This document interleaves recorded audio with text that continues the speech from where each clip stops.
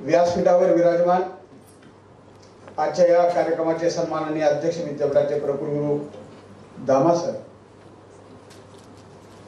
विद्यापीठाच्या कुलसचिव भगिनी योगिनी घाले मॅडम, राष्ट्रीय सेवा योजना विभागाचे संचालक डॉक्टर राजेंद्र वडजे सर, ज्यांच्या आदेशाचं पालन करून मी या ठिकाणी उभा आहे, ते विद्यार्थी विकास विभागाचे संचालक केदारनाथ काळवणे सर, या सभागृहामध्ये उपस्थित आमचे ज्येष्ठ मार्गदर्शक देवानंद चिलवन सर, कांबळे सर, काळवणे सरांना यांना बोलवावं अशी सूचना ज्यांनी केली आणि एका अर्थाने त्यांनी कदाचित परीक्षा बघण्याचा त्यांचा हेतू असू शकतो, असे ज्येष्ठ प्राध्यापक प्रभाकर कोळेकर सर, माझ्यासोबत आलेले माझे सहकारी रमेश धनुश्वर सर,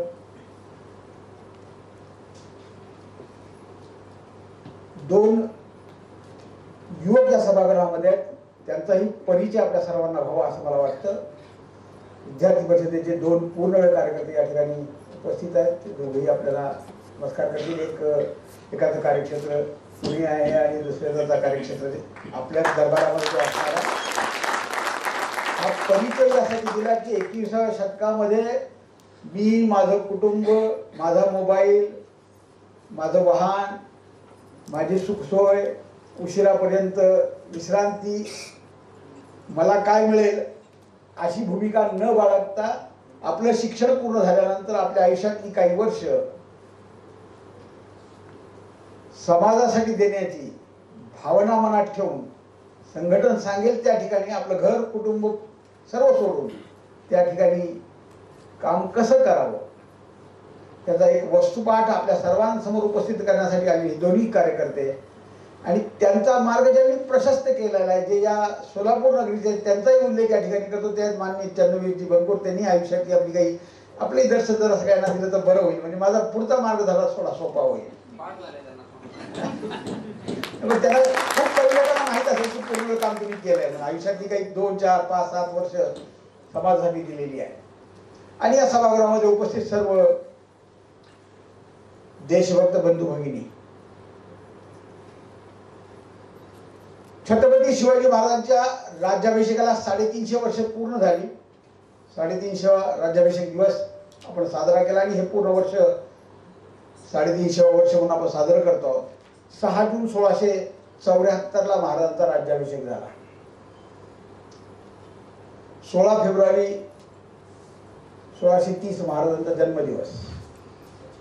माझ्यासारख्या वक्ता असा विचार करतो, मी प्रारंभी तर नमूद करतो की मी इतिहासाचा प्राध्यापक नाही आहे. म्हणजे कोळेकर सर माझी परीक्षा घेण्यासाठी बसलेले आहेत तिथं आणि त्यांनी तिकडे रेकॉर्डिंग सुरू केलेली आहे. मग ती रेकॉर्डिंग व्हावी अडचण नाही आहे आणि त्याच्यात काही उणीव दोष राहिले असतील तर ते मोकळेपणाने कोणी सांगायला काही हरकत नाही. मी प्रयत्न करणार आहे की माझ्या परीने मला जे वाटतं ते मांडण्याचा. एक नक्की आहे की मी मुळात शिक्षक आहे आणि शिक्षकांनी जे खरं आहे ते सांगितलं पाहिजे असं माझ्या शिक्षकांनी मला सांगितलेलं आहे आणि ते पालन करण्याचा मी प्रयत्न करतोय. मी माझ्या शब्दांकनाच्या प्रारंभीच विद्यापीठाचं मनपूर्वक अभिनंदन करतो की एक चांगला उपक्रम विद्यापीठानं आपल्या हाती घेतला आणि समाजापर्यंत हा विषय पोहोचला पाहिजे. केवळ समाजापर्यंत पोहोचला तर नाही पाहिजे, तर तो त्याला आपल्या जीवनाचा भाग झाला पाहिजे, त्यांनी तो जगला पाहिजे. या भूमिकेतून शिवजयंतीच्या निमित्तानं रॅलीचं आयोजन, त्याची स्पर्धा, मग पोवाड्याचं आयोजन, पोवाडा ही स्पर्धा, पुन्हा योग महोत्सवाचा एक भाग, असं करत करत आपल्या सर्वांना मावळ्यांची वेशभूषेसह महाराजांच्या वेशभूषेतही या ठिकाणी आपण उपस्थित आहात. हा संदर्भ यासाठी देतो, आपल्या सर्वांचं अभिनंदनही करतो. रामायण सिरियल झाली आणि रामायण सिरियलमध्ये रामाची भूमिका अनुभवींनी केली. आता ही स्थिती अशी आहे की अरुण गोविल ज्या ठिकाणी जातात ते समोर आले की लोक त्यांना राम म्हणून नमस्कार करतात. की तुम्हाला हे याच्यासाठी सांगतोय की आपण आता वेशभूषा मग मासाहेबांची परिधान केली असेल किंवा शिवरायांची परिधान केली असेल तर स्वाभाविकपणे शिवाजी महाराजांचा तो भाव, ते गुण, तो आदर्श आपल्याकडे तो रुजवावा लागेल. ते तुम्ही जरूर रुजवा. मी असा विचार करतो की इतिहासाची ही पानं कशासाठी जाळायची? म्हणजे 350 वर्ष झाली राज्याभिषेकाला. त्याच्या 50 वर्ष आधी, 45 वर्ष आधी त्याच्या महाराजांचा जन्म, 1630 चा जन्म, म्हणजे जवळपास 400 वर्ष पूर्ण होत असताना अजूनही वारंवार आम्ही सर्व महाराजांचं पुण्यस्मरण करतो. त्याचं कारण काय असावं? महाराज केवळ महाराष्ट्राचे नाहीत हे आपल्या डोक्यात ठेवलं पाहिजे. क्रमांक 1, महाराजांना कुठल्याही एका जातीमध्ये तुम्ही बंदिस्त करू नका. क्रमांक 2, महाराज हे केवळ महाराष्ट्राचं आराध्य दैवत नाही. महाराज छत्रपती शिवाजी महाराज अखिल भारत भूमीचे सुपुत्र आहेत आणि ते भारताचे प्रेरणास्त्रोत आहेत. म्हणजे देशाच्या पातळीवर ज्या ज्या वेळी अनाचार आणि दुराचार, दंभाचार समाजामध्ये वाढेल आणि त्याच्या विरोधामध्ये संघर्ष करण्याची स्थिती उत्पन्न होईल, त्यावेळी छत्रपती शिवाजी महाराजांचं स्मरण हे प्रत्येकाला करावं लागेल, अनिवार्य ठरेल, प्रेरक ठरेल. कारण या इतिहासाच्या विस्तीर्ण अशा कालमटावर त्या महापुरुषांच्या पावलांचे ठसे उमटलेले आहेत. त्यांचा मागोवा घेत आम्हाला आमच्या भविष्याच्या नवीन वाटा, नवीन वळणे, नवीन मार्ग हे उधळायचे आहेत. उद्याचा आमचा भविष्यकाल उज्ज्वल व्हावा हे जर आम्हाला वाटत असेल तर स्वाभाविकपणे मग शिवचरित्राची पारायणं आम्हाला घालावी लागतील. मी महाराजांच्या जीवनातील मोजके काही प्रसंग आपल्याकडे ठेवणार आहे. केवळ सणावळी आपल्यासमोर मांडणार नाही, काही वर्षांचा, तारखांचा उल्लेखही त्यात येईल, काही घटनांचाही उल्लेख येईल. परंतु त्या सर्व प्रसंगांना मी वर्तमान काळाची जोड देण्याचा प्रयत्न करणार आहे की या परिस्थितीमध्ये या गोष्टींची आवश्यकता आहे. मग शिवाजी महाराजांच्या जीवनाबद्दलचा विचार करत असताना स्वाभाविकपणे माझ्या मनात असा प्रश्न उत्पन्न होतो की छत्रपती शिवाजी महाराजांच्या पूर्वी महाराष्ट्रात मराठी नव्हते का? पहिला प्रश्न. तर महाराष्ट्रातही मराठी होते. तलवार आणि घोडा यांची कुलदैवत होती. दख्खनच काय मनात आलं तर उत्तरेला देखील पादाक्रांत करण्याचं सामर्थ्य त्यांच्या भुजदंडामध्ये होतं. मग असं काय घडलं की बाकीच्या अन्य पराक्रमी व्यक्तींचा उल्लेख आपण करत नाही, छत्रपती शिवरायांचा उल्लेख करतो? काय कारण असेल? तर महाराजांच्या जीवनचरित्राचं अवलोकन करत असताना 2 घटनांचा संदर्भ देतो. मग ती परिस्थिती आपल्या डोळ्यासमोर येईल आणि त्या ज्या परिस्थितीमध्ये महाराजांनी हिंदवी स्वराज्याची स्थापना केली तर मग आपल्या लक्षात येईल की महाराजांनी कोणत्या परिस्थितीमध्ये आपला पराक्रम कशा पद्धतीने केला. पहिली घटना आहे, महाराष्ट्रावर लक्ष्मी प्रसन्न होती. सरस्वती आपल्या 4 हाताची ओंजळ करून महाराष्ट्रावर ज्ञान ओतत होती. विद्येचा सुगंध देवगिरीच्या दरबारामध्ये घमघमत होता आणि एवढ्यात महाराष्ट्राला दृष्टी लागली. विद्यार्थ्याच्या पाठीमागून आधारचंद्र आणि चांदणी भारतावर चाल करून आली, महाराष्ट्रावर चाल करून आली आणि 8000 अफगाणी घोडा आज चौटा उधळत, घामाळत, फेसळत हा देवगिरीवर चाल करून गेला. 8000 अफगाणी छाताडे फुसफुसत, 8000 अफगाणी मनगटे शिवशिवत, आक्रोश करत देवगिरीवर चाल करून गेली.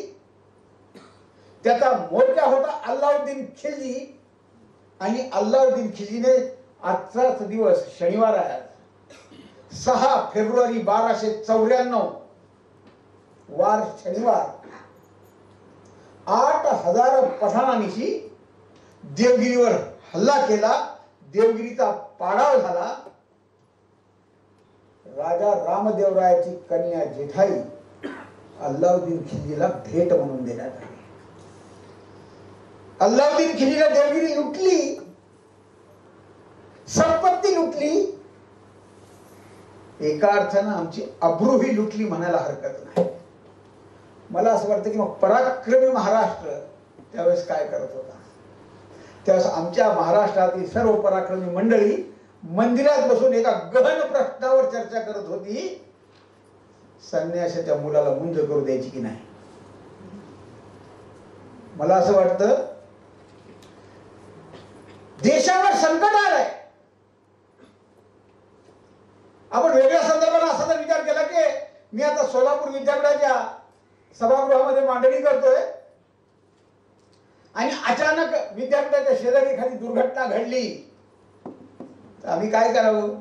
आपल्यापैकी कोणत्याही सुज्ञ व्यक्तीनं उठावं आणि म्हणावं की विजय सर तुमचं भाषण थांबवा, तुम्ही आणि मी आपण जाऊ तिथे आग लागलेली ती पहिले आग विझू, पुन्हा येऊ आणि पुन्हा आपण ऐकत बसतो. म्हणजे काय ऐकायचं हे घडलं नाही.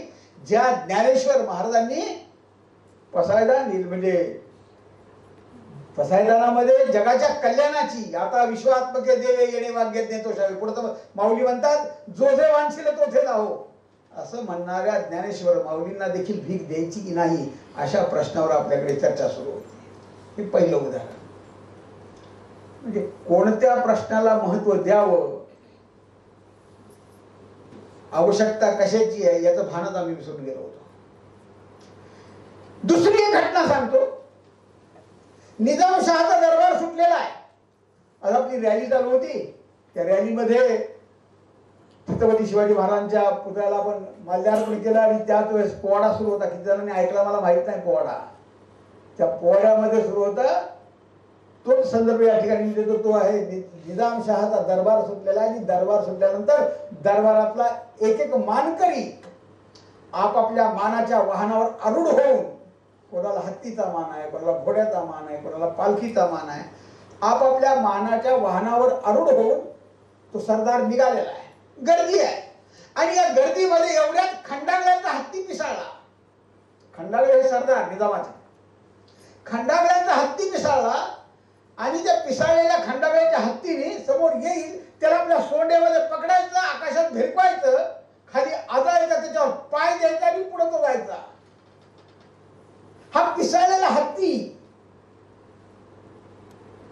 एका सिंहानं पाहिला. त्या सिंहाचं नाव दत्ताजी जाधव. हे दत्ताजी जाधव म्हणजे मासाहेबांचे बंधुराज, लखुजी जाधवांचे पुत्र. दत्ताजीला आपल्या सैन्याला सांगितलं की जा हत्तीला आवरा. दत्ताजीचं सैन्य हत्तीवर चाल करून गेलं. हातात तलवारी भाले, हत्तीच्या अंगावर आघात सुरू झाले.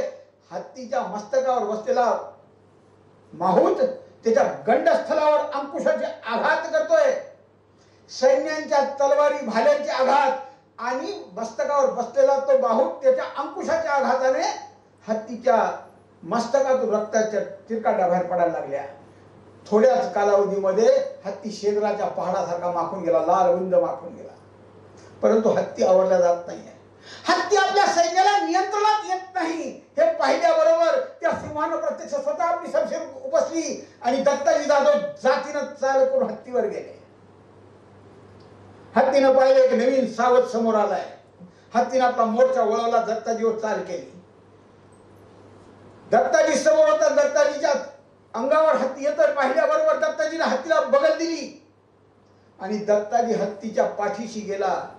हत्तीच्या लक्षात असं आलं की आपल्या हातातलं सावज निसटलं. मग हत्ती दत्ताजीचा शोध घेण्यासाठी जागेवर फिरायला लागला. जसा जसा हत्ती जागेवर फिरत होता तसा तसा दत्ताजी देखील हत्तीच्या पाठीशी तसा तसा फिरत होता.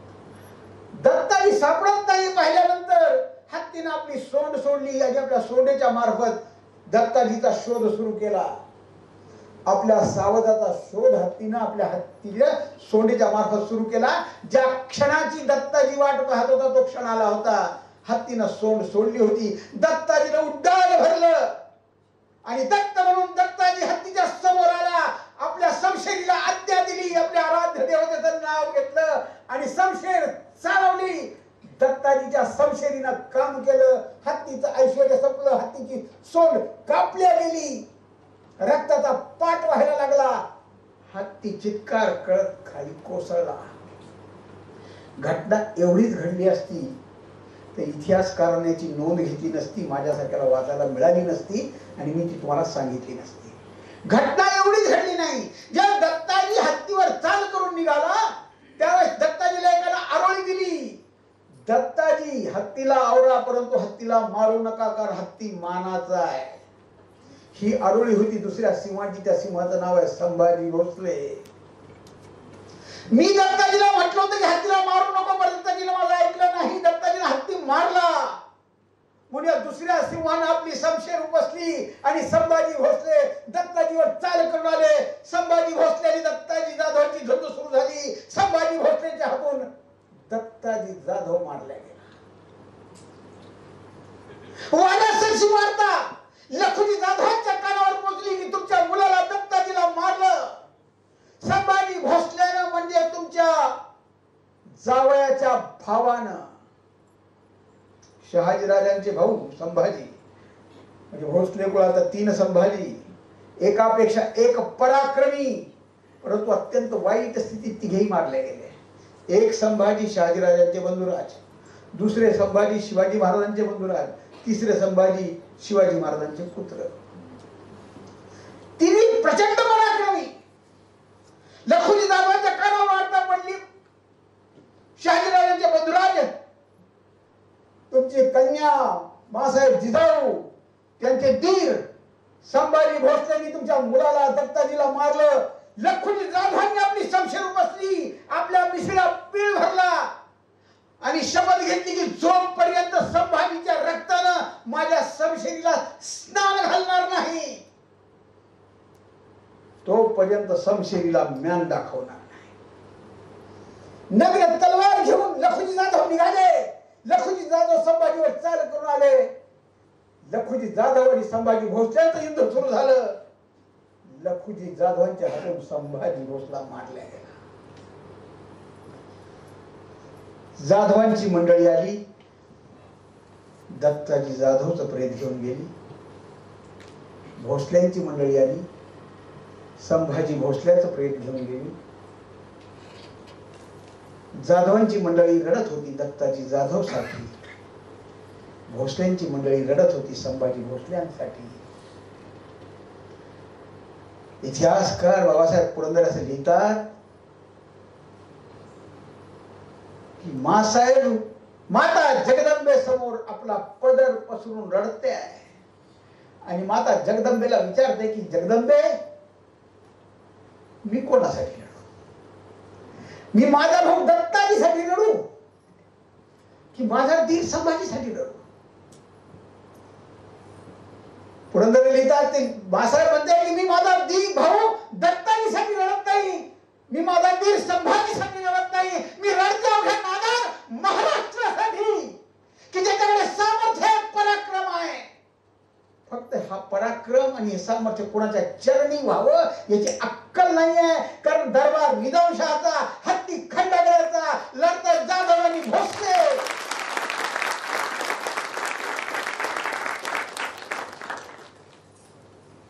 संदर्भ यासाठी दिला मित्रांनो की काय अशीच संघर्षाची स्थिती वर्तमान महाराष्ट्रातही पाहायला मिळते, वर्तमान देशातही पाहायला मिळते की आम्ही कुणासाठी लढतो आहोत, आमचा संघर्ष कुणासाठी सुरू आहे, आमची ध्येय आणि उद्दिष्ट काय असणार आहे. आणि एवढ्यातच मासाहेबांच्या कानावर दुसरी एक बातमी पडली. नाशिकला स्नानासाठी गेलेल्या मासाहेबांच्या प्रत्यक्ष जाऊबाई खेळोजी भोसल्यांच्या सुविद्य पत्नी महावत खानाने हिचं अपहरण केलं. भोसले कुटुंबातील मासाहेबांच्या जाऊबाई. अयोध्येमध्ये राम मंदिराची निर्मिती झाली.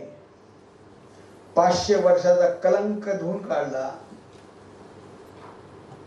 रामायण वर्तमान स्थितीत कशासाठी आवश्यक आहे तर रामायण, तर काही मंडळी म्हणतात की रामायण घडलं विषय तरी आता आधार काय आहे, याचा पुरावा काय आहे.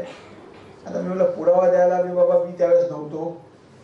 कुठल्या हॉस्पिटलमध्ये डिलिव्हरी झाली मला माहित नाही, तिथं नर्स कोण होती मी सांगू शकत नाही. त्यावेळेस सोलापूर महानगरपालिकाही नव्हती की नगरपालिकेत नोंद घ्या वगैरे. प्रश्न असा आहे की रामायण किंवा महाभारत हा आमचा सांस्कृतिक इतिहास आहे. यातील एक एक व्यक्तिरेखा ही आमच्यासाठी प्रेरणा देणारी आहे, मार्गदर्शक ठरणारी आहे. आज माझ्या रामायणाचा व्याख्यानाचा विषय रामायण नाही म्हणून अधिक त्याच्यावर बोलणार नाही, एकच संदर्भ फक्त रामायणाचा देऊन मी पुढे जाणार आहे की रामायण आणि महाभारतातल्या कथा मासाहेबांनी संस्काराच्या कथा छत्रपती शिवरायांना सांगितल्या.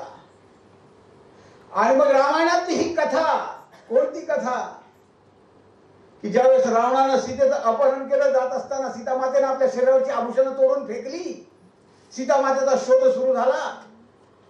चारी दिशेला शोध घेतात की सीतामाता कुठल्या दिशेला गेलेली आहे.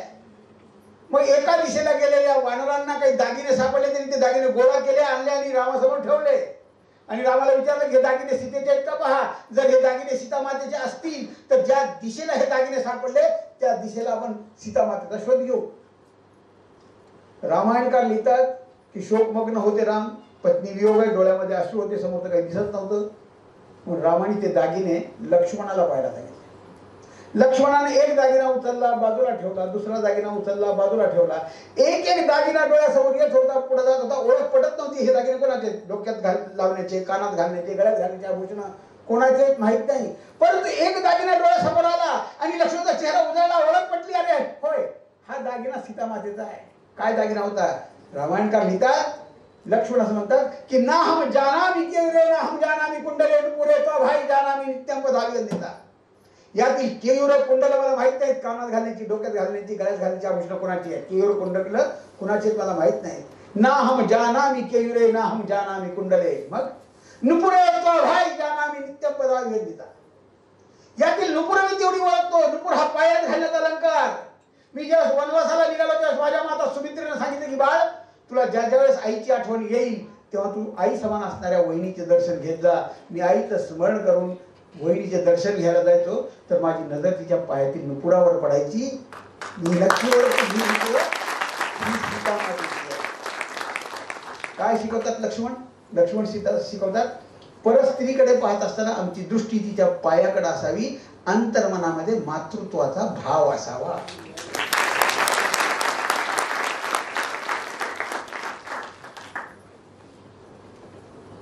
एका महाविद्यालयात असंच बोललो. तुमच्याकडे कोणाला प्रश्न पडला तर तुम्ही विचारू नये म्हणून आधीच सांगून देतो. कार्यक्रम संपला आणि बाहेर गेलो त्यांनी जसं सर एक मिनिट म्हणजे काय काव सर म्हणजे किती वर्ष होता लक्ष्मण वनवासात? म्हणजे 14 वर्ष. मग 14 वर्षात त्यांनी सीतेचं तोंड पाहिलंच नाही का? पाहिलं. मग तुम्ही कसं काय म्हणजे त्यांनी पायाकडे बघत होता? म्हणजे बाळ, लक्ष्मणानेही सीतामातेचं तोंड पाहिलं जसं तू तुझ्या आईचं आणि बहिणीचं तोंड पाहतो, त्या भावनेतून पाहिलं. तू तुझ्या आईचं आणि बहिणीचं तोंड पाहत असताना तुझ्या अंतर्मनामध्ये विवेक असतो, वासना नसते. दुर्दैवाची बाब आहे की हा लक्ष्मण आम्ही विसरून गेलो. या लक्ष्मणाचा संस्कार मासाहेबांनी शिवरायांवर केलेला होता. महाभारतातल्या भीमाचा तो संस्कार मासाहेबांनी शिवरायांवर केले होते. ज्या भीमानं ज्यावेळेस दुःशासनानं भर सभागृहामध्ये द्रौपदीचं वस्त्रहरण करण्याचा प्रयत्न केला, भीमानं प्रतिज्ञा केली की जोपर्यंत दुःशासनाच्या वक्षस्थळाला विदीर्ण करून त्याच्या तापलेल्या रक्तानं द्रौपदीचे केस भिजवणार नाही तोपर्यंत माझ्या आत्म्याला शांती मिळणार नाही. हा संस्कार मासाहेबांनी शिवरायांवर केला होता. म्हणून तर वर्ष 28 जानेवारी 1645 दिवस बाबाजी भिकाजी गुजर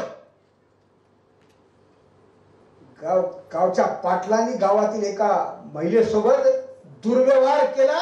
त्या बाबाजी भिकाजी गुजरांचे हात कलम करण्याची आज्ञा महाराजांनी वयाच्या 15व्या वर्षी दिली. कल्याणचा खजिना लुटला. आबाजी सोनदेवांनी कल्याणचा खजिना लुटला.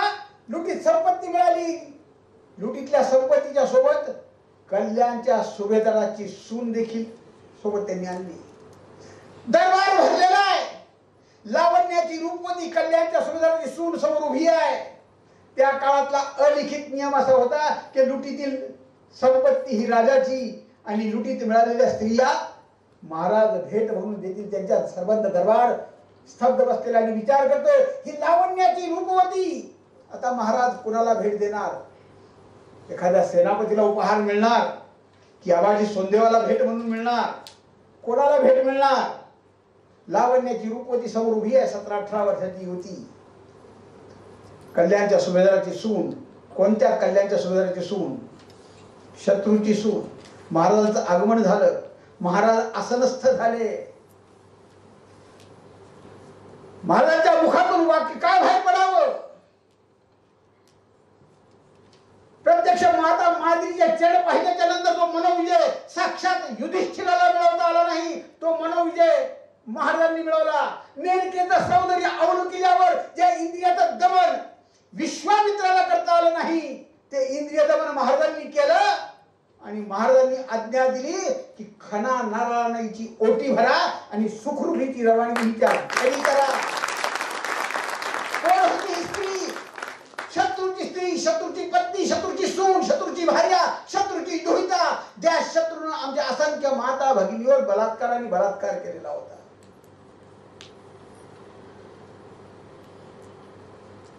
पाखराप्रमाणे फडफडणाऱ्या दुर्गावतीच्या बहिणीला अकबराच्या पंजरामध्ये कोंबताना, जनानखान्याच्या पंजरामध्ये कोंबताना अकबराच्या मनामध्ये स्त्री दाक्षिण्य हे भाव उत्पन्न झाला नाही.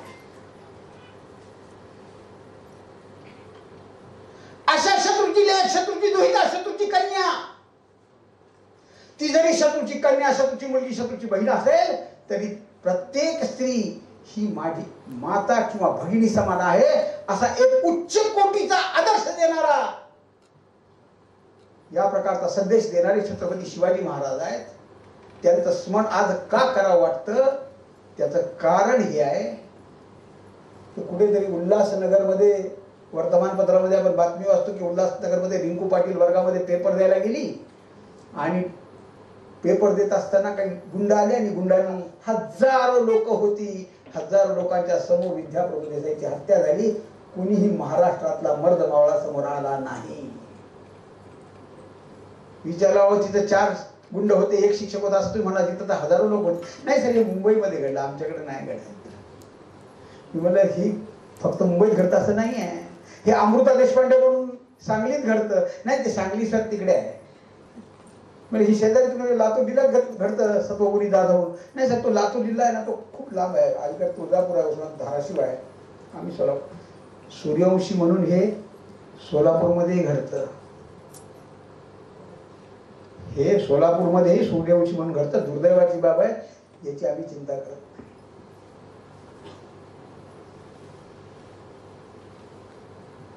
पण छत्रपती शिवाजी महाराजांचं स्मरण कशासाठी करायचं? तर समाजात वावरत असताना महिलेवर, विद्यार्थीवर, तो कुठल्या जातीची, कुठल्या पंथाची, कुठल्या धर्माची याचा विचार नको आहे. एक महिला म्हणून, समाजातला मी एक नागरिक म्हणून माझी जबाबदारी काय, हा भाव माझ्या अंतर्मनात निर्माण होणार आहे का? छत्रपती शिवाजी महाराजांची जयंती साजरी करण्याचा अधिकार त्याच व्यक्तीला आहे की शिवाजी महाराजांनी चारित्र्याची जी जोपासना केली, उपासना केली, त्या प्रकारची जोपासना जो करेल त्याला शिवाजी महाराज लहानाचे मोठे व्हायला लागले. स्वराज्यावर आक्रमण झालं. महाराजांना स्वतःचं आयुष्यच नव्हतं. सामाजिक काम करणाऱ्या व्यक्तीला स्वतःचं जीवनच नसतं. संदर्भ देऊन सांगतोय, 5 सप्टेंबर 1659 महाराजांच्या पहिल्या पत्नी सईबाईंचं निधन झालं. संभाजी महाराजांच्या मातोश्री. 5 सप्टेंबर 1659 पत्नीचं निधन आहे आणि अवघे 2 महिन्याच्या 10 नोव्हेंबर 1659 महाराजांची आणि खानाची भेट आहे. आम्ही आमचे दुःख पुरवत असतो. मला ही अडचण आहे, माझे हे प्रश्न आहेत, माझ्या घरात ह्या समस्या आहेत. महाराजांनी हा संदेश दिला की ज्याला समाजाचं काम करायचं आहे, ज्याला समाजासाठी जगायचं, ज्याला देशासाठी जगायचं आहे, त्याला वैयक्तिक जीवनच नसतं. दुर्दैवाची बाब आहे, आजही आमच्या देशामध्ये अशी महापुरुष आहेत, आम्हाला किंमत नाही आहे. आताही आहे. आपल्या घरावर तुळशीपत्र ठेवून समाजासाठी रात्र झटणारी माणसं आताही समाजामध्ये आहेत. दुर्दैवाची बाब आहे, आम्ही त्याच्याकडे लक्ष देत नाही. त्याच्याकडे आम्ही लक्ष देण्याची आवश्यकता आहे. समाजात भारताची कुस वांझ झालेली नाहीये, कधीच वांझ नव्हती. ही महापुरुषांची भूमी आहे. देश आणि समाजासाठी सर्वस्वाचा होम करणारी अनेक मंडळी या देशामध्ये जन्माला आलेली आहेत, येत आहेत, आता सध्या ही कार्य करत आहेत. त्यांना समजून घ्यायची आम्हाला आवश्यकता आहे. खानाचं आक्रमण झालं. खानाने येत असताना तुळजाभवानीचं मंदिर फोडलं, पंढरपूरचं मंदिर फोडलं, वाईला गेले. हा इतिहास सगळ्यांना माहिती आहे, सांगायची गरज नाही. काही जण असं म्हणतात नाही खानाचं महाराजांनी हत्या केली, आता हे तुम्ही असं काही म्हणू नका, कारण यातून भावना दुखावतात. भावना दुखावण्याचा विषयच नाही, जो इतिहास आहे तो आहे, त्याला काय विषय आहे. त्याचं दुसरं कारण हेही आहे की खान ज्यावेळेस आक्रमण करून आला त्यांनी पंढरपूर तुळजाभवानीचं मंदिर फोडलं, पंढरपूरचं मंदिर फोडलं. मला यामध्ये खानाचा काहीही दोष वाटत नाही. तुम्हाला असं काय म्हणता बिशन सर, खानाचा दोष नाही म्हणता तुम्ही? खानाचा दोष यासाठी मी मानत नाही. खान हा आक्रमक आहे, शत्रू आहे, त्यांनी कसं वागायचं त्याचा विषय आहे. मला चिंता कशाची आहे? मला चिंता याची आहे की ज्यावेळेस तुळजाभवानीचं मंदिर फोडलं त्यावेळेस खानाच्या फौजेमध्ये कोकाटे होते, घोरपडे होते, पांढरे होते आणि त्यांचंही आराध्य दैवत तुळजाभवानी होतं. दुर्दैवाची बाब आहे की ती सगळी मंडळी त्याच्या चरणी आपली सेवा देत होती. चिंता याची आहे. देश की तिजोरी को चोरों से नहीं पहरेदारों से खतरा है. देश की तिजोरी को चोरों से नहीं पहरेदारों से खतरा है. देश को दुश्मनों से नहीं गद्दारों से खतरा है. या देशात राहून शेवटी आम्ही कुठं आहोत? मी कुठल्या जातीचा, कुठल्या धर्माचा, कुठल्या पद्धतीशी काही देणं घेणं नाहीये. मी या देशात जन्मलो, या ठिकाणची हवा मी ग्रहण करतो, या ठिकाणचं पाणी मी प्राशन करतो, या ठिकाणचं मी अन्न खातो. मी या देशाचा आहे, पण या देशाची मी एकनिष्ठ राहील, ही भावना आपल्या मनात निर्माण झाली पाहिजे. खानाचं मग मांडणी केली की ते भावना दुखावतात. मी म्हटलं तर मग काय म्हणावं,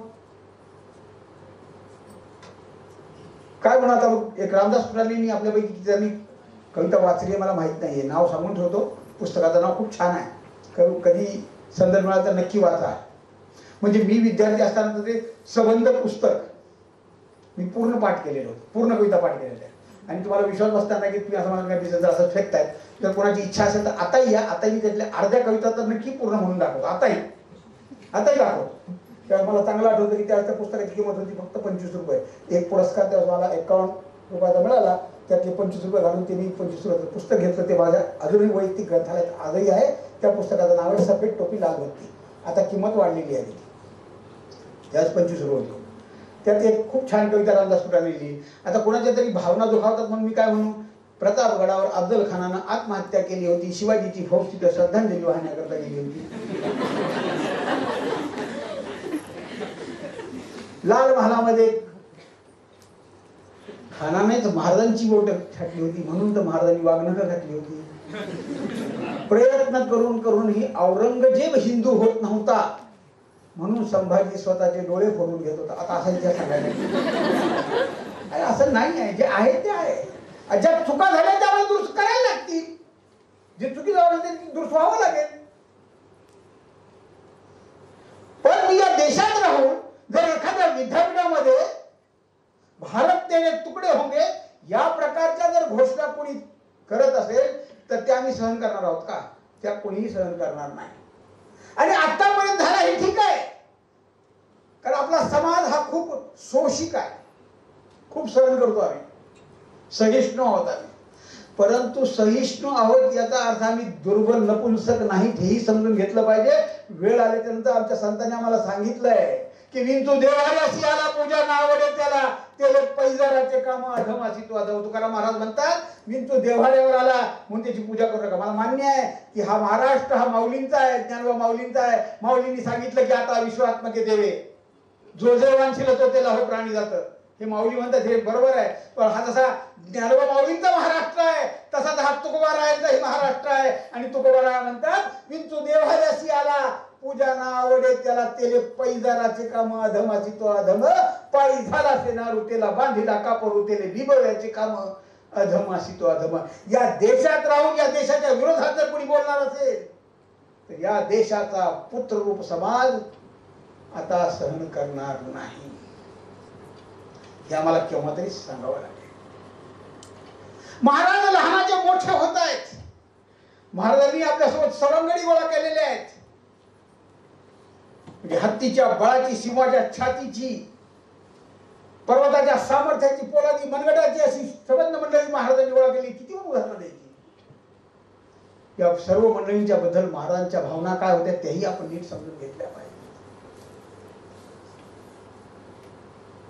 कुतुबशहाच्या दरबारात महाराज गेले आणि कुतुबशहाच्या दरबारात महाराज गेल्याच्या नंतर कुतुबशहाने एक प्रदर्शनी लावली आणि प्रात्यक्षिका सुरू झाली तिथे. आणि प्रात्यक्षिका सुरू झाल्याच्या नंतर त्या प्रात्यक्षिकामध्ये वेगवेगळ्या प्रकारची कौशल्य दाखवली जात होती. तेवढ्यात महाराजांच्या सैन्यातल्याही मंडळीला काही कौशल्य दाखवा म्हटले तर महाराजांचा एक घोडेस्वार घोड्यावर बसला, निघाला. घोडा चौटाक उधळत निघाला, गडाच्या बुरुजावर पुढाला. कुतुबशहा पाहतोय, आता हा घोडा हा बुरुजावर खाली येणार का काय. अगदी क्षणार्धात आल्याबरोबर त्या घोडेस्वारानं घोड्याला टाच मारली. घोडा बुरुजाच्या तोंडावर गेला आणि बुरुजाच्या तोंडावर गेल्याबरोबर तिथे त्यांनी दोन पाय वर केले आणि घोडा जागेवर थांबला. चौटाक उधळलेला घोडा हा जागेवर थांबवणं हे खूप मोठं कौशल्य आहे. तरी पण कुतुबशहा म्हणाले, मला असं वाटलं की तुझा घोडेस्वार हा वरून उड्डाण खाली घेतो की काय, पण त्याला ते जमलं नाही. एवढ्यात पुन्हा दुसरा घोडेस्वार एक निघाला. कुतुबशहाला वाटलं की पुन्हा ते दिसणार आहे, अजून हा बुरुजावर येईल, पुन्हा थांबेल त्या ठिकाणी.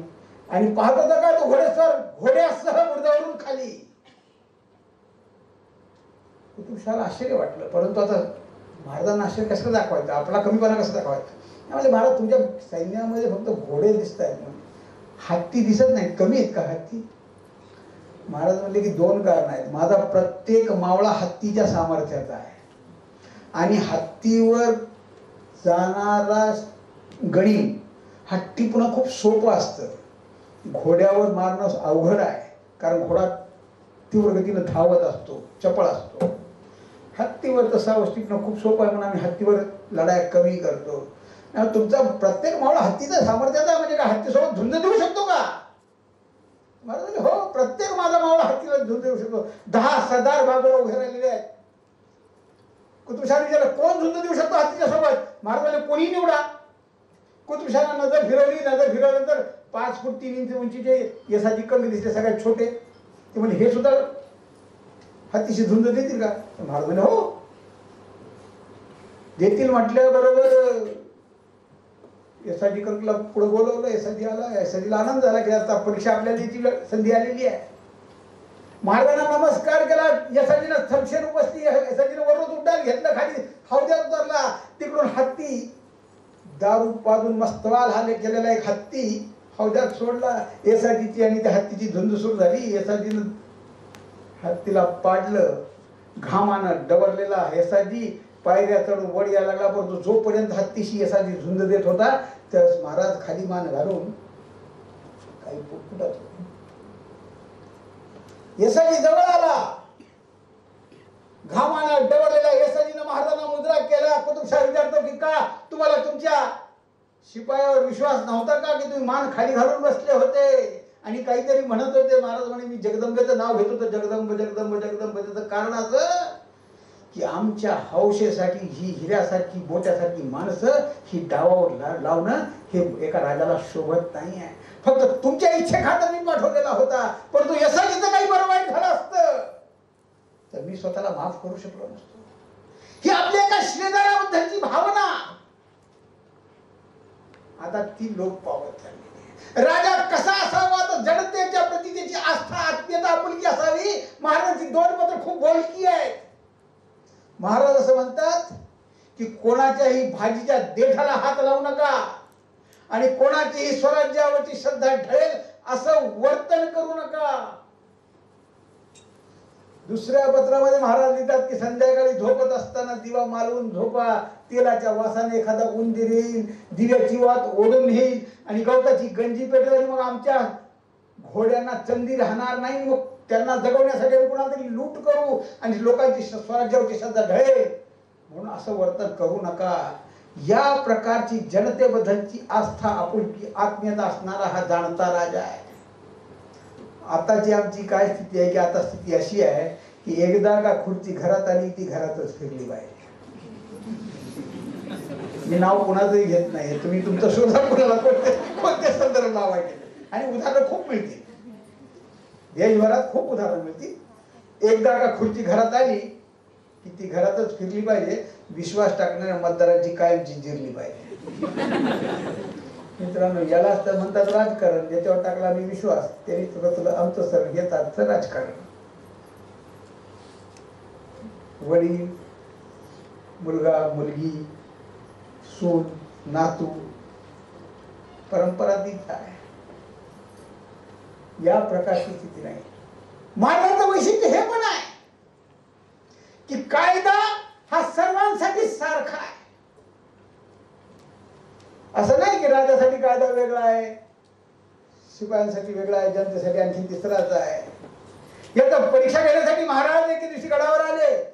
महाराजांच्या दरबारातला कायदा असा होता राज्यातला की संध्याकाळ झाली की दिवस मावळला की गडाचे दरवाजे बंद करा, आणि गडाचा दरवाजा नंतर उघडला जाणार नाही, कोणी आलं तरी उघडला जाणार नाही आहे. परीक्षा घेण्यासाठी महाराज स्वतः आले, गडावर गेले आणि सांगितलं की गडकड्याला की दरवाजा उघडा. विचारलं कोण आहे? मी शिवाजी महाराज आहे, शिवाजी आहे. ते म्हणजे महाराज तुम्ही जरी असला तरी उघडला जाणार, कारण तुमचा जो नियम आहे की सूर्यास्तानंतर गडाचा दरवाजा उघडला जाणार नाही आहे. महाराज म्हणतात माझ्या पाठीवर गडीम लागलेला आहे. किल्लेदार म्हणतो चिंता करू नका, दरवाजाच्या त्या ठिकाणी तुम्ही दबा धरून बसा. गडीमाता काय समाचार घ्यायचा तो समाचार आम्ही घेतो. बुरजावर मी जातो, माझ्या सवंगडीला घेऊन माझ्या तोफा त्या ठिकाणी काम करते, तुमच्या अंगाला धक्का लागणार नाही. अरे बरं, ह्याच्यात वेळ जाईल आणि त्यातून कोणी जर गडीम अंगावर आला तर माझं कसं होईल? महाराज सकाळ झाली की दरवाजा नक्की उघडू. अरे एवढा वेळ नाही, तू लवकर उघड, काहीतरी मार्ग शोध, अन्य काही उपाय असेल तर ते सांग. ते म्हणजे एकच उपाय आहे. काय उपाय आहे? तातडीने रायगडावर जा आणि महाराज मासाहेबांच्या लखोट्यावर शिक्का आणा की यांना दरवाजा उघडून मध्ये घ्या. म्हणजे इथून रायगडावर मी जाऊन वापस येईपर्यंत मग थांबा ना, दिवस उघडेपर्यंत थांबा. कारण तुमचा नियम आहे की जर याच्या माझ्या आदेशाची उल्लंघन कोणी जर केलं तर गर्दन छाटली जाईल. महाराजांसाठी देखील दरवाजा उघडला गेला नाही. सकाळ झाली, किल्लेदारांनी दरवाजा उघडला. महाराज आतमध्ये गेले. किल्लेदारांना हातातली तरवार महाराजांच्या हातात दिली आणि मान समोर गेली. महाराज आता मुंडका छाटा माझ्यासमोर माझं.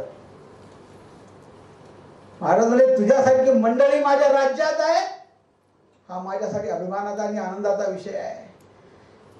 आणि म्हणून तर तुमच्यापैकी जी सिनियर मंडळी आहे त्यांनी ती कविता वाचलेली असणार आहे, तुम्हाला वाचायला मिळाली नाही. कारण आम्ही इतके नतदृष्ट आहोत की आम्ही आमच्या त्या पाठ्यपुस्तकातून ती कविता काढून टाकली. पण काही मंडळी जी जुनी आहे त्यांना आठवत असेल, खबरदार जर टाच मारून जाल पुढे चिंदड्या उडवीन राई राई एवढ्या. का काढून टाकली? अरे राजाला देखील तो थांबवू शकतो असा तो रायबा त्या कवितेतून जो अभिव्यक्त झाला, परंतु तो लिहिणारा एका विशिष्ट समाजाचा आहे. हा भाव आहे. आम्ही कविता बंद करून टाकली नाही, पाठ्यक्रमातून अभ्यासक्रमातून बाजूला काढली. आम्ही किती दिवस या महापुरुषांना जातीच्या बंधनामध्ये ठेवणार आहोत? म्हणून मी सुरुवातीलाच म्हटलं की महाराजांना तुम्ही जातीच्या बंधनामध्ये बांधू नका. पन्हाळ्याचा वेढा, सिद्धीजवळचा वेढा पडला आणि पन्हाळ्याच्या वेढ्यातून महाराज बाहेर निघता येत नाही. काय करावं? आपण सर्वजणही अनुभव घेतलाय लॉकडाऊनचा. कोविड काळात आपण सर्वांनी अनुभव घेतला लॉकडाऊनचा. आम्ही महिना 2 महिने आपल्याला घरातून बाहेर निघायला संधी नव्हती, आपण बेचैन होत होतो की कसं करावं. महाराजही 3 महिने राहिले, पन्हाळ्यावर राहिले, दीर्घ कालावधीपर्यंत राहिले. पावसाळा सुरू झाला, किल्ल्यावरची रसद संपत आली. आता करायचं काय आहे? ते एके रात्री 2 सैनिक गडावरून खाली आले, पाहिले की आता काय करायचं? वेडाचा घट्टा वळलेला आहे सिद्धीजवळचा. परंतु त्यांनी एक मार्ग शोधला की या मार्गावरून जाता येईल की थोडासा वेळा ढिला करता येईल. काय करावं? आले, परत महाराजांना सांगितलं योजना अशी अशी आहे. आणि त्यांनी सांगितल्याप्रमाणे महाराजांनी ती योजना तयार केली आणि गडावरून एकाच वेळी 2 पालख्या खाली निघाल्या. एका पालखीमध्ये शिवा न्हावी बसला प्रति शिवाजी म्हणून, आणि दुसऱ्या पालखीमध्ये स्वतः शिवाजी महाराज बसले. शिवा न्हाव्याची पालखी ही गनिमाच्या कोटात गेली. सिद्धीजवळच्या सैनिकांना वाटलं की शिवाजी महाराज पकडले गेले, आनंदित झाले. शिवाजी पकडा गया, शिवाजी पकडा गया. घेऊन पालखी गेली. नेली पालखी सिद्धिजवळच्या समोर. आणि आनंदोत्सव सुरू झाला. त्या आनंदोत्सवाचा लाभ घेत जो दुसरा मार्ग शोधला होता तिथून दुसरी पालखी निसटली. त्याच्यात प्रत्यक्ष शिवाजी महाराज होते सोबत, 200 बांदल सैनिक होते. इकडे थोड्या वेळानंतर एक आला आणि त्यांनी सांगितले की नाही काहीतरी गडबड झाली, धोका झाला मला. हे शिवाजी महाराज नाहीत, कारण मी पत्र द्यायला गेलो होतो त्यावेळेस मला कळलं की शिवाजी महाराज मी पाहिलेले आहेत, हे शिवाजी नाही आहे. परंतु त्या जाणाऱ्या शिवा न्हाव्यालाही माहित होतं की ज्यावेळेस कळेल की मी शिवाजी नाही त्यावेळेस मला मृत्यूदंडाशिवाय दुसरी कुठलीही शिक्षा मिळणार नाही. परंतु माझा राजा जर जिवंत ठेवायचा असेल तर माझ्या प्राणांची आहुती मला द्यावी लागेल. कारण यज्ञ जर प्रज्वलित ठेवायचा असेल तर त्याच्यात संविधान टाकावी लागते. राष्ट्रयज्ञ जर प्रज्वलित ठेवायचा असेल तर माझ्या जीवनाची आहुती मला द्यावी लागेल. या भूमिकेतून त्या ठिकाणी शिवनावी गेला. महाराजांची पालखी निघाली आणि महाराज निसटले. ही वार्ता जेव्हा सिद्धिजवळला समजली, आपल्या जावायला सिद्धी मसूदला पाठवलं. 5000 घोडेस्वार घेऊन सिद्धी मसूद निघाला आणि सिद्धी मसूद पाठलाग करतो. ही पालखी पुढे धावते आहे. माझ्या मनात 2 प्रश्न आहेत. क्रमांक 1 प्रश्न हा की सुरुवातीच्या पहिल्या दिवशी जे 2 सैनिक खाली आले आणि त्यांनी हा मार्ग शोधून काढला, त्या 2 सैनिकांची नावं काय? कोळेकर सर सांगतील तर बरं होईल, परंतु अजून तरी इतिहासाला ती नावं माहीत नाहीत. महाराजांची पालखी खांद्यावर घेऊन जे भोई धावतात छाती फुटेपर्यंत, त्या भोयांचे नावही अजूनही इतिहासाला ज्ञात नाहीत. आणि ही पालखी निघाली. घोडखिंडीत पालखीनं प्रवेश केला. घोडखिंडीत पालखीनं प्रवेश केला आणि घोडखिंडीत प्रवेश केल्याबरोबर पाहिलं तर खिंडीच्या दुसऱ्या टोकावर दिन दिन दिन दिन म्हणत 5000 गडी तोंडावर आलेला आहे. 5000 गडी मात्र तोंडावर आले. तर काय करायचं? महाराजांना तर विशाळगडावर पोहोचायचं आहे. गणित तर नदीच्या टप्प्यात आलेला आहे. काय करावं? एवढ्यात एक बांधव सैनिक समोर येतो आणि महाराजांना विनंती केली, महाराज तुम्ही विशाळगडाकडे जा आणि विशाळगडावर पोहोचून जोपर्यंत 3 तोफांचे आवाज करणार नाहीत तोपर्यंत एकही गणित ही खिंड ओलांडू देणार नाही. आपल्या दोन्ही हातांमध्ये 2 नग्न तलवारी धारण करत आपल्या छातीचा कोट करून तो बांधव सैनिक उभा राहिला. आपण सर्वांनी तो चित्रपट पाहिला असेल. बाजीप्रभू देशपांडे आणि बाजीप्रभू देशपांडेच्या खिंडीत उभा राहिलेल्या 100 बांधव सैनिकांच्या सोबत यमराजाला देखील खिंडीच्या द्वारावर थांबावं लागलं. जोपर्यंत तोफांचे आवाज येत नाही तोपर्यंत यमाला देखील प्रतीक्षा करावी लागली. पर्याय नव्हता. आपल्या 100 बांधव सैनिकांच्या सोबत बाजीप्रभू देशपांडेंनी आपल्या छातीचा कोट करून संघर्ष केला. माझ्या मनात विचार उत्तर नव्हतो की शिवा न्हावी कोणत्या जातीचा होता. महाराजांची पालखी खांद्यावर घेऊन धावणारे भोई कोण होते आणि कुठल्या जातीचे होते? आपल्या छातीचा कोट करून लढणारा बाजीप्रभू देशपांडे कुठल्या जातीचा होता? दुर्दैवाची बाब आहे, आमच्या समाजामध्ये जातीसाठी माती खाण्याची प्रवृत्ती खूप वाढलेली आहे आणि खूप मोठा धोका यातून आम्हाला होतोय. मी परत वारंवार तेच सांगतोय की आमचं समीकरण खूप सोपं असलं पाहिजे की ज्याला या देशाबद्दल आस्था आहे तो माझा भाऊ आहे आणि या देशाबद्दल ज्याला आस्था मुलगी प्रेम नाही तो भलेही माझा भाऊ असेल तरी तो माझा कुणीही नाही. एवढं सोपं समीकरण आहे.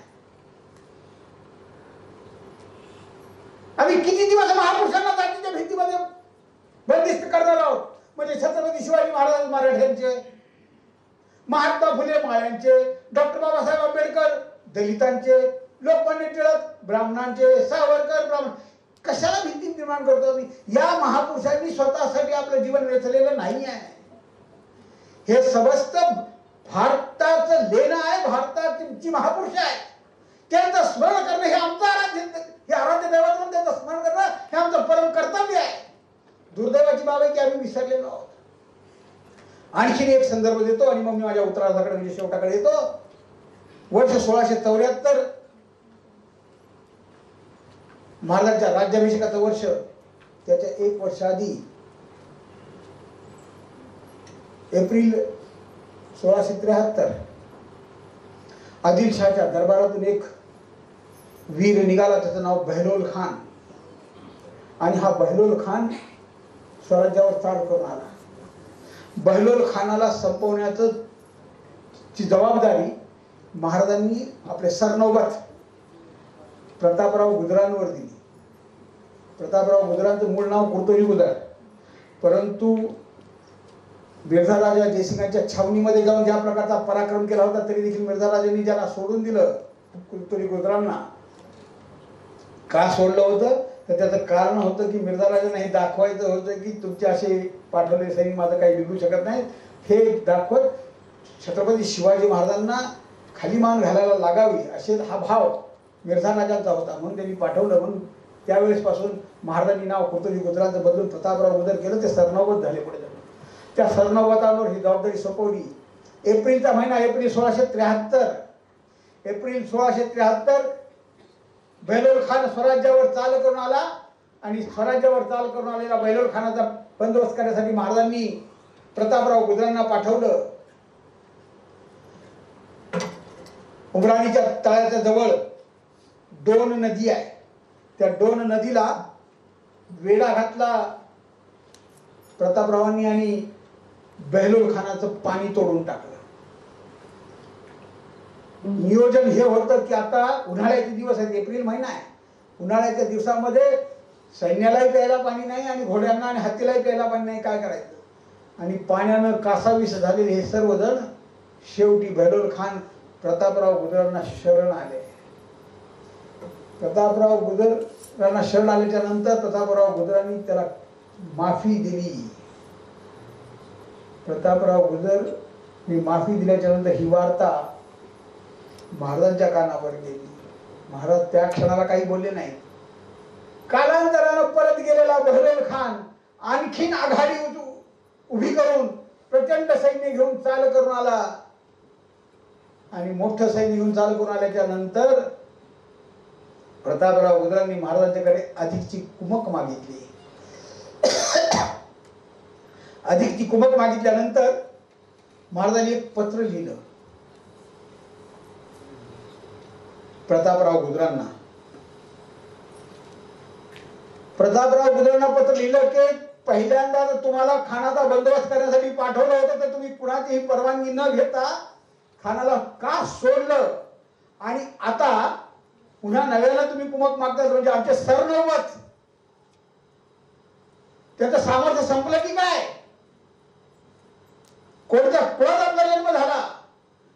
खानाचा निपात करा, नायनाट करा, तरच आम्हाला तोड दाखवा. आणि दरबारात या महाराजांचा राज्याभिषेक आहे 6 जूनला. महाराजांचं हे पत्र होतं फेब्रुवारी 74 मध्ये, खान दुसऱ्यांदा परत चाल करून आल्यानंतर. आणि ते पत्र हातात पडल्याच्या नंतर डोळ्यात अश्रू उभे राहिले प्रतापराव गुजरांच्या. सैन्य तर मुठभरच आहे आपल्याजवळ. बेलोर खान 12,000 सैन्य आहे समोर आणि 12,000 सैन्यावर कसा चाल करून जाणार. पण काय करतं महाराजांनी सांगितलं की आम्हाला दुश्मन घरते मिळवल्याशिवाय आम्हाला तोंड दाखवू नये, ही महाराजांची आज्ञा. मग काय करणार. डोळ्यातले पाणी सोबतच्या 6 सरदारांनी पाहिलं. विचारलं काय झालं. प्रतापरावांनी आपला संकल्प सांगितला की मी चाललो लढायला. सोबत 6 सरदार निघाले आणि हे 7 सरदार नेसरीच्या खिंडीवर मध्ये चाल करून गेले. वार 24 फेब्रुवारी 1674 माघ वद्य चतुर्दशी, महाशिवरात्रीचा दिवस. आणि महाशिवरात्रीच्या दिवशी या 7 सरदारांनी हजारो सैनिकावर उडी घेतली. आणि महाशिवरात्रीच्या दिवशी शिवाला आपण बिल्वपत्र अर्पण करतो. हे सप्तदलाचं बिल्वपत्र शिवरायांच्या चरणी अर्पित केलं. या 7 सरदारांनी महाराष्ट्रात पहिले घोडखिंड पावनखिंड झाली होती. देशामध्ये महाराष्ट्रामध्ये दुसरी खिंड पावन झाली. आणखीन एक खिंड उदयास आली. आणखीन एक खिंड पवित्र झाली. गडहिंग्लज पासून 4.5 कोस अंतरावर असणारी ती नेसरीची खिंड शिवरात्रीच्या दिवशी एक नवीन तीर्थ त्या ठिकाणी जन्माला आलं. या 7 सरदारांनी आपलं समर्पण केलं, अर्पण केलं, आहुती दिली. त्यावर एक सुंदर काव्य मराठीमध्ये कुसुमाग्रजांनी लिहिलंय. इथे मराठीचे प्राध्यापक आहेत, इतिहासाचे प्राध्यापक आहेत. माझं मराठी नाही आणि इतिहासही नाही आहे. हे 2 विद्वानांसमोर बोलायचं खूप अवघड आहे. तसं कुसुमाग्रजांनी लिहिलं, वेळात मराठे वीर दौडले 7. 8 कडव्यांचं गीत आहे. पूर्ण इतिहास आहे 8 कडव्यांमध्ये. पहिलं कडवं आहे, श्रुती धन्य दाहल्या श्रवणी आपली वार्ता. आमचे कान धन्य झाले. महाराज म्हणतात, श्रुती धन्य दाहल्या श्रवणी आपली वार्ता. रण सोडून सेना सागर आमचे पळता. अबलाही घरोघर खऱ्या लाजतील आता. भर दिवसा आम्हा दिसू लागली रात. वेळात मराठे वीर दौडले सात. ते कठोर अक्षर एक एक त्यातील. ते कठोर अक्षर एक एक त्यातील. जाळीत चालले कणखर ताठर दिल. माघारी वळणे नाही मराठी शील. विसरला महाशय काय लाविता जात. वेळात मराठे वीर दौडले सात. वर दिवळी चढली दात दाबीची ओठ. छातीवर तुटली पटबंधाची गाठ. डोळ्यात उठे काहूर ओलवे काठ. वेळात मराठे वीर दौडले सात. जरी काल दाविली प्रभू गनिमाना पाठ. जणू प्रतापराव म्हणतायत, जरी काल दाविली प्रभू गनिमाना पाठ. जरी काल विसरलो जरा मराठी जात. हा असा धावतो आज अरिशिवी रात. तो मान करी हा घेऊन शिर करात. वेळात मराठे वीर दौडले सात. ते फिरता बाजूस डोळे किंचित ओले. प्रतापरावांचे डोळे ओलसर डोळे त्या सरदारांनी पाहिले. ते फिरता बाजूस डोळे किंचित ओले. सरदार सहा सरसावून उठले शेले. रिकी भीत टाकिले पाय झेलले भाले. उसळले बेग धुळीचे सात निमिषात. वेळात मराठे वीर दौडले सात. आश्चर्य मुग्ध टाकोनी मागुती सेना. सेनेला माहिती नाही काय घडतंय सोबतच्या सवंगड्यांना. आश्चर्य मुग्ध टाकोनी मागुती सेना. अपमान बुजविण्या सात अर्पुणी माना. छावणीत शिरले थेट भेट गनिमाना. कोसळल्या उल्का जळत सात दर्यात. वेळात मराठे वीर दौडले सात. खालून आगवर आग आग बाजूनी. समशेर उसळली सहस्त्र क्रूर इमानी. गर्दीत लोपले सात जीवते मानी. खग सात जळाले अभिमानी वनव्यात. वेळात मराठे वीर दौडले सात. दगडावर दिसतील अजूनी तेथल्या टापा. उस्मानाबाद लिहितात की आजही नेसू त्या खिंडीला गेलं तर अंगावर शहारे यावेत. तिथल्या नदीचं पाणी पाहिल्यानंतर कदाचित या पाण्यातून रक्त वाहिलंय का त्या सर्व सरदारांचं असं स्मरण हवं. दगडावर दिसतील अजूनी तेथल्या टापा. ओढ्यात तरंगे अजूनी रंग रक्ताचा. क्षितिजावर उठतो अजूनी मेघ मातीचा. अध्याप विराणी कुणी वाऱ्यावर गात. वेळात मराठे वीर दौडले सात. मित्रांनो, या राष्ट्रासाठी स्वराज्यासाठी सर्वस्वाचा होम करणारी मावळे महाराजांनी उभे केले. सुरुवातीला म्हटल्याप्रमाणे की पंढरपूरचं मंदिर तुळजाभवानीचं मंदिर बोललं त्यावेळेस स्वजन जसे होते आज ही स्थिती त्याच प्रकारची आम्हाला होते. आणि हा या देशाला लागलेला कलंक आहे. हा या देशाला लागलेला मिळालेला शाप आहे. खूप उदाहरणं अशी देता येतील इतिहासातली. म्हणजे दाहिरावर आक्रमण झालं मोहम्मद बिन कासिमचं. त्या दाहिराचे गुप्त रस्त्याचे द्वार सांगणारा सरदार दाहिराच्या दरबारातलाच होता.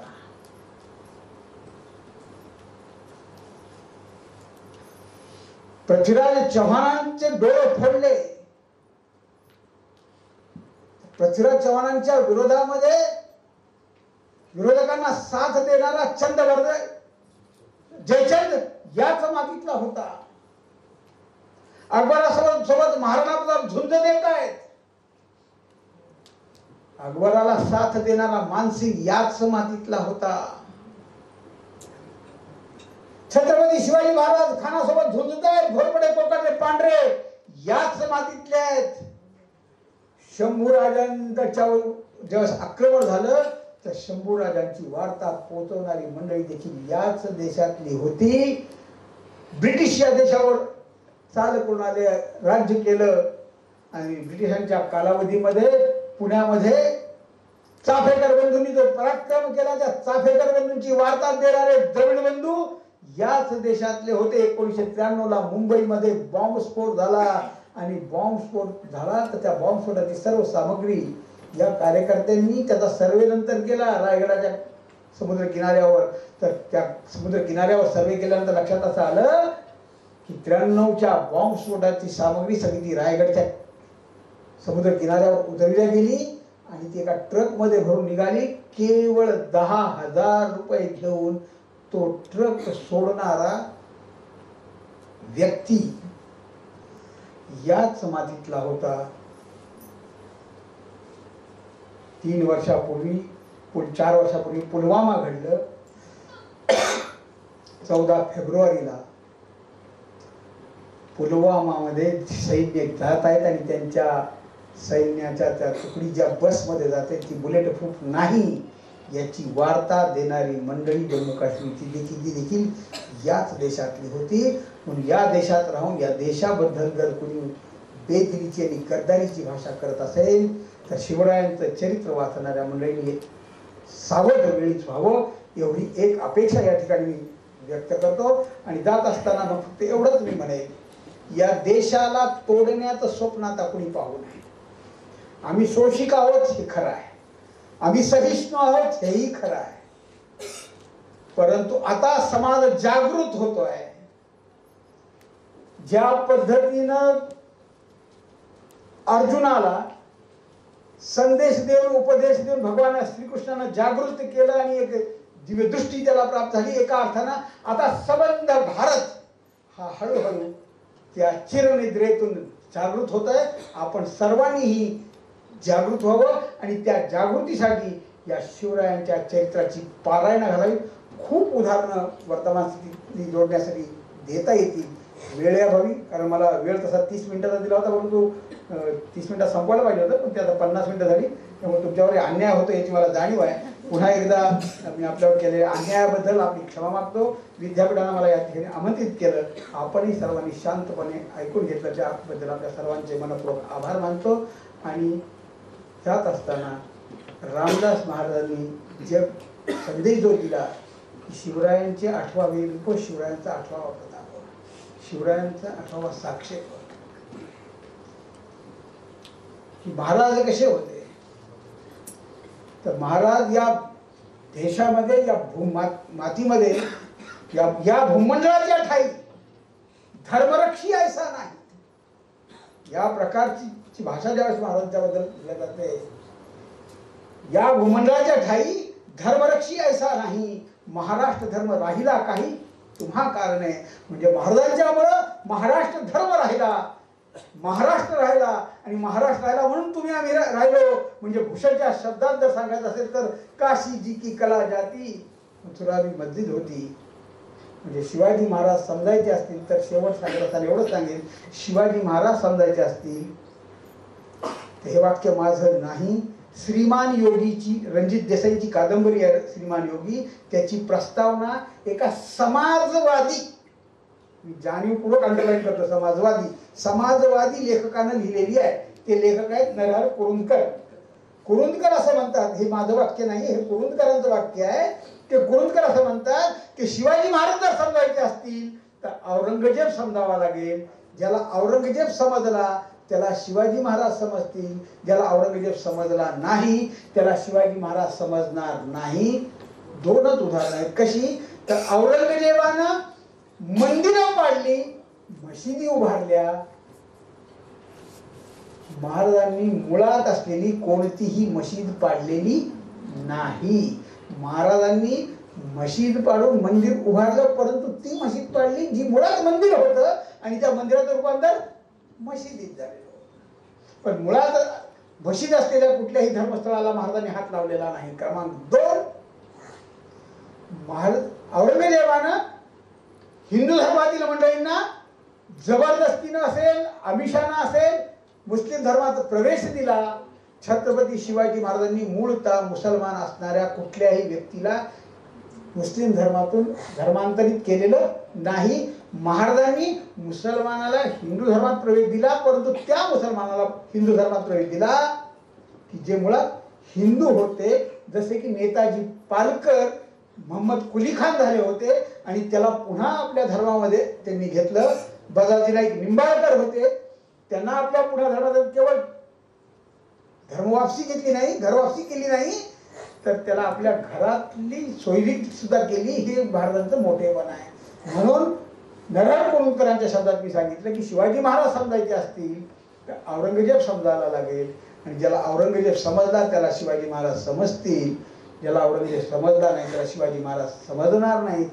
सत्तेसाठी, पदासाठी समाजामध्ये विद्वेष निर्माण करून, जातीमध्ये वाटणी करून जर शिवाजी महाराजांचा कोणी वापर करत असेल तर ते चुकीचं ठरेल. महाराजांचं नाव कशासाठी घ्यायचं, तर महाराजांचं नाव अंतर्मनामध्ये देशभक्तीचा स्फुल्लिंग जागृत करण्यासाठी महाराजांचं पुण्यस्मरण आम्हाला पुन्हा पुन्हा करावं लागेल. पुन्हा एकदा मी आपल्या सर्वांचे मनपूर्वक आभार मानतो आणि माझ्या वाणीला विराम देतो. जय हिंद, जय महाराज.